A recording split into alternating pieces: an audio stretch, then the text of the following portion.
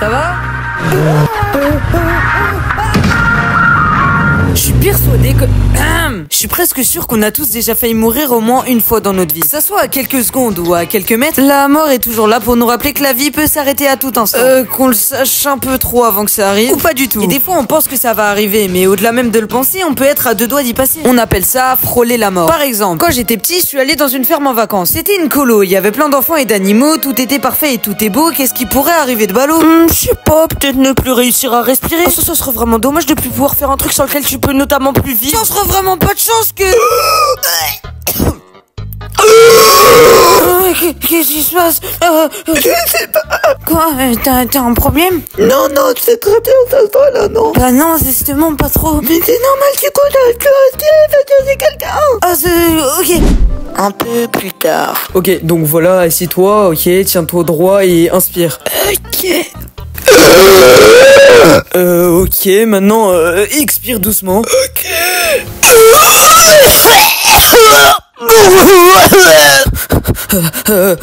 Allô, l'hôpital?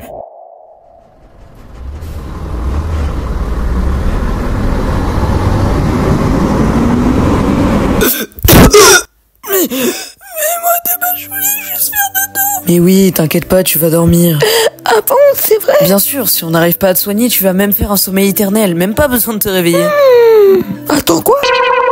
Et c'est comme ça qu'un peu plus tard... Et c'est aujourd'hui qu'Axios nous a malheureusement quittés car personne n'avait liké sa dernière vidéo. D'ailleurs, on vise les 2000 likes, du coup je compte sur vous pour liker cette vidéo car elle a pris beaucoup de temps à faire à Axios avant qu'il nous quitte.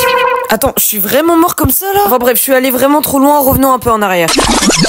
Ouais, merci les gars pour les 100 000 abonnés, putain c'est incroyable, maintenant je sais non, toujours pas, mais ça c'est bientôt, donc ça veut dire qu'on s'en rapproche. D'ailleurs, n'hésite pas à t'abonner si tu veux pas mourir.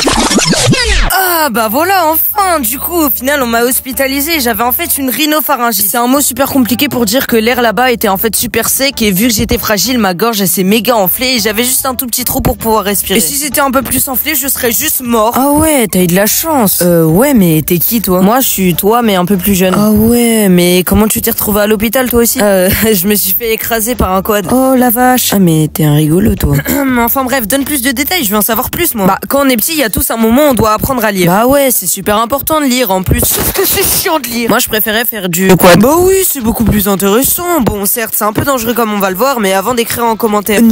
C'est vraiment n'importe quoi, c'est vraiment super irresponsable des parents qui laissent un enfant faire du quad. Bah, en fait de base j'étais censé vous répondre, mais je vais pas vous empêcher d'écrire n'importe quoi en commentaire vu que ça aide au référencement. Enfin bref, une fois j'étais justement partie avec mon père et mon frère faire du quad. Et voici la disposition. Mon père tout devant pour nous montrer le chemin, moi au milieu et mon frère derrière pour vérifier que je me perde pas ou que je fasse pas notamment un accident. Alors oui, bon, c'est dans le titre, la miniature, j'en ai parlé en intro, vous savez très bien ce qui m'est arrivé. Il y a pas de grand suspense, mais par contre ce que vous savez pas c'est comment c'est arrivé. Eh bien, mon frère qui devait justement regarder que rien ne m'arrive m'a doublé. Moi, je sais vraiment pas ce que j'ai fait. Et mon père, mais quel go! Il a eu, je sais pas, un 6e sens comme Spider-Man et il a directement remarqué que j'avais disparu. Et à ce moment-là, genre vraiment tout est envisageable. Alors il a pas perdu une seconde pour aller me chercher à la vitesse de flash. Et là, il voit au loin une petite roue arrière qui tourne comme ça. En gros, ça veut dire que mon quad est retourné et que je suis potentiellement en dessous. Et là, il a même pas eu le temps de paniquer ou je sais pas quoi. Il a direct couru sur mon quad. Et là, il a vu que j'étais en dessous. Et alors là, il a pas su comment réagir. Il est resté figé et pas du tout. Il a direct activé son mode ultra instinct. Il a soulevé de quad comme Hulk qui soulève une voiture. Et ni deux, lui et mon frère m'ont ramené à la maison pour ensuite m'amener à l'hôpital. Et là-bas, ils m'ont placé dans une chambre et c'est là que plus du tout devient épique et dynamique. Parce que malheureusement, quand le quad s'est retourné sur moi, c'était tellement choquant, douloureux et intense à la fois pour moi que j'ai fait une crise d'épilepsie et ensuite un coma. Mais pas que, on va y venir. Déjà, j'ai fait un coma réel, donc causé par mon corps, mon cerveau, etc.